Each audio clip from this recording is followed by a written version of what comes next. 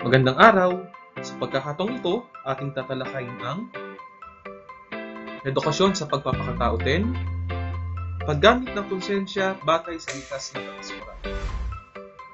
Ang kasanayang matututunan mo sa paksang ito ay naipamamalas ng mag-aaral ang pag-unawa sa konsepto ng paghubog ng konsensya batay sa likas na katasura. At matapos talakayin ito, ang mga mag-aaral ay inaasahang naiisa-isa ang mga pasya at kilos na ginwa at mga angkop na hakbang na dapat gawin upang mabago at mapaunlad ang mga masamang pasya at kilos, napahahalagahan ang mga napaunlad na kilos at pasya at nakakikilos ng mga pagpapasya batay sa konsensyang nahubog ng likas na batas moral. Magbigay ng isang napapanahong balita tungkol sa paglabag sa mga batas na pinaiiral sa panahon ng home quarantine dahil sa COVID-19. Ipaliwanag kung paano ito naturing na paglabag at paano ito itatama. Bibigyan lamang kita ng 30 segundo upang gawin ito. Iyong simulan.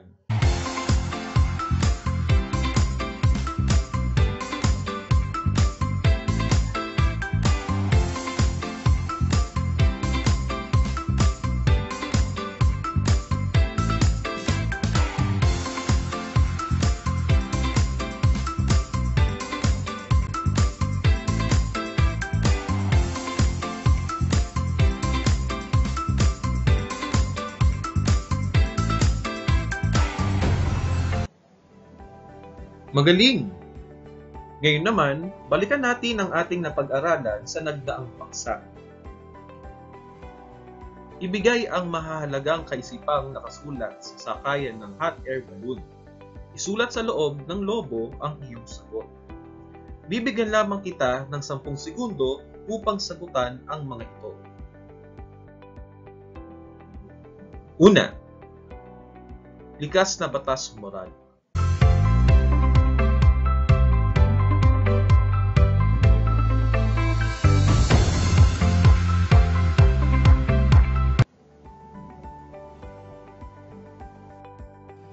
Pangalawa, unang prinsipyo ng likas na batas moral.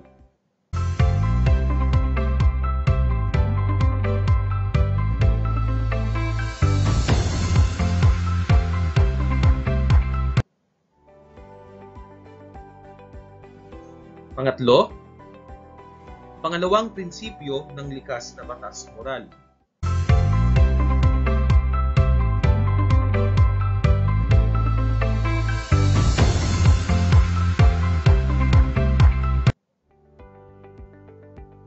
Pang-apat,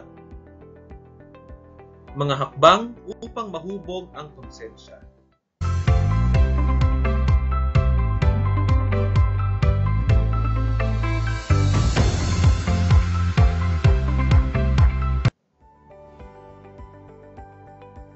Magaling!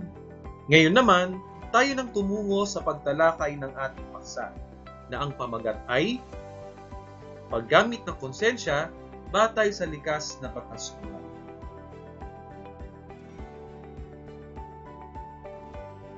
Ano ang iyong napapansin sa larawan ng pamilya? Tama! Isang masayang pamilya. Alam natin na ang pamilya ay pinakamaliit na unit ng lipunan at unang paaralan ng buhay panlipunan. Sa panahon ng home quarantine, dahil sa lumalaganap na sakit na COVID-19, mas mapahahalagahan natin ang ating pamilya. Ang ilang pamilya sa panahon ngayon ay mayroong miyembro na maaaring health worker, sundalo, pulis, at iba pang uri ng frontliners. Kung tayo man ang magkakaroon ng ganitong kamag-anak, hindi lingid sa ating kaalaman ang panganib na kinakaharap nila. Kaya, bilang isang individual, may magagawa tayo upang makatulong sa kanila, sa frontliner, sa ating gobyerno, at sa ating lipunan. Ngayon, iyong gawin ang gawain na may kaugnayan sa paksa. Ang panuto ay sagutan ang talahanayan batay sa hinihingi nito. Sagutin ng buong katapatan. Sa unang hanay, mapapansin natin ang araw ng Lunes hanggang Linggo. Sa ikalawang hanay naman ay ang mga pasya at kilos na iyong isinagawa. Sa ikatlong hanay, tutukuyin mo ang kilos na iyong isinulat kung ito ay mabuti o masama batay sa likas na patasuran. At ang huling hanay naman ay mga angkop na hakbang na dapat gawin upang mabago at mapaunlad ang mga pasya at kilos. Narito ang mga gabay sa pagsagot sa gawain ito. Una, itala ang mga mahahalagang pasya at kilos na isinagawa mo sa loob ng isang linggo. Pangalawa, tukuyin kung masama o mabuti ang iyong pasya at kilos batay sa mga prinsipyo ng likas na patasuran. Pangatlo, ilahad ang mga angkop na hakbang na gagawin upang mabago at maiwasto ang mga masamang pasya at kilos. Pang-apat, ipakita sa iyong magulang ang gawain ito. Hilingin ang kanilang tulong at suporta sa paggawa nito upang masiguro ang pagsasakatuparan. Panghuli, ibahagi ito sa iyong magulang at palagdaan. Bibigyan lamang kita ng 1 minuto upang gawin ito. Iyong simulan.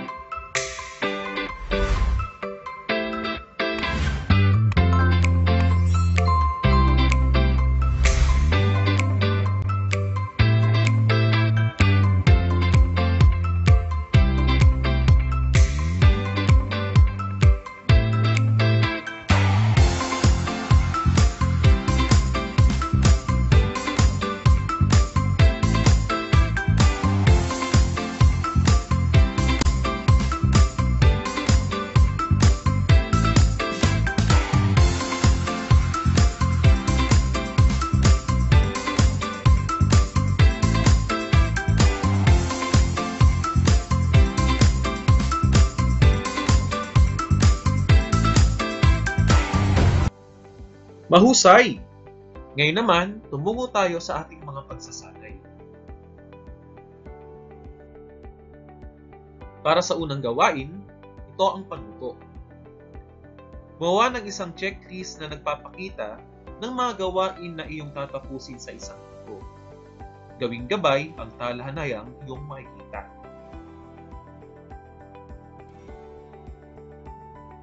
Bibigyan lamang kita ng 1 minuto upang gawin ito. Iyong simulan.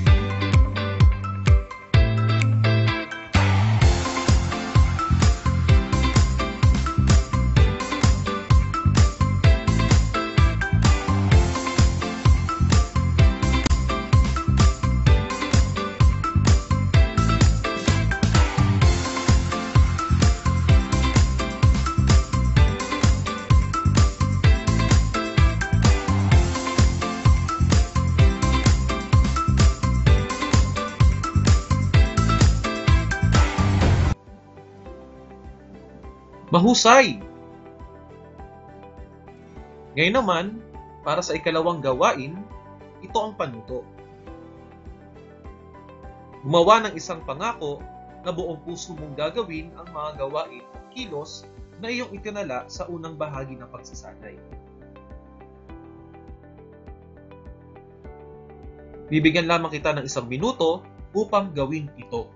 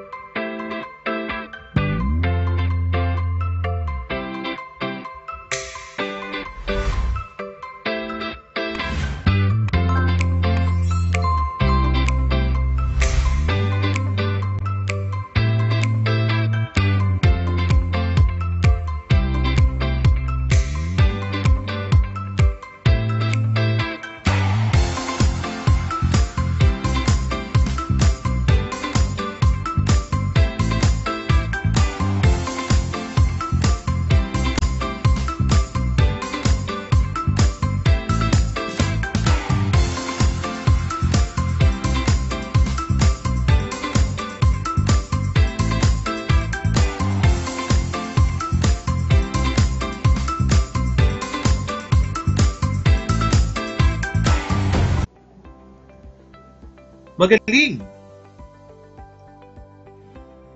Para naman sa huling gawain, ito ang panuto. Bumuo ng isang panalangin akma sa panahon ngayon na laganap ang sakit na COVID-19. Bibigyan lamang kita muli ng 1 minuto upang gawin ito. Iyong simulan.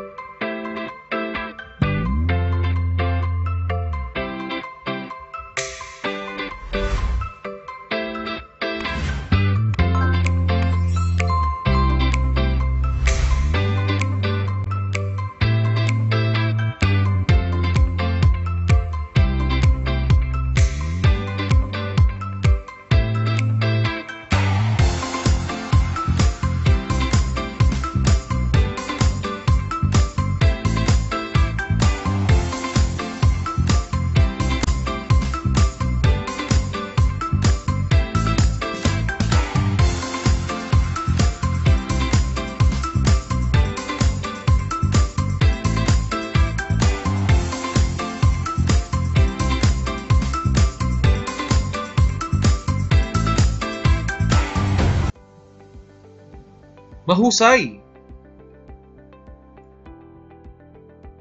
At ngayon, upang mas lalong tumibay sa ating isipan ang ating tinalakay, ating sagutan ang ilang katanungan. Bibigyan lamang kita ng 10 segundo upang sagutin ang mga ito. Ito ang panuto. Basahin mabuti ang bawat tanong, sagutin ng buong husay ang mga ito. Una, gaano kahalaga ang pagsasagawa ng kilos o pagpapasya na kalakip ang ating likas na batas moral?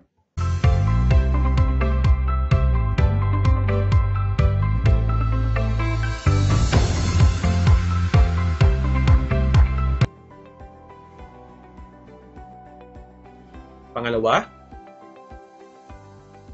sa paanong paraan mo mauhubog ang iyong konsensya upang ito ay magamit mo sa isang mabuting kilos o pagpapasya?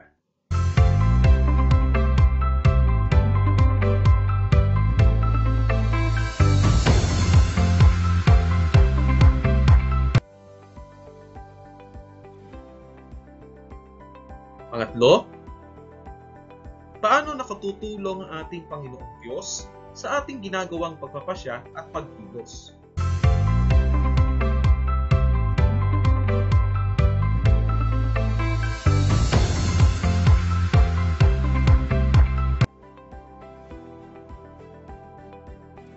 Mahusay!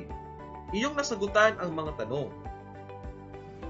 Ngayon naman, ating basahin ang napakagandang pahayag nito. Ang tunay na sikreto sa tagumpay ay pagsisikap at patuloy na pagbangon sa bawat pagkakamali. At ngayon, batay sa pahayag na iyan, sagutin mo ang tanong na ito. Batay sa nabasa mong kasabihan, ano ang natatangi at hindi mo malilimutang maling kilos o pagpapasya na iyong ginawa at paano mo ito itinama? Bibigyan lamang kita ng 20 segundo upang sagutin ito.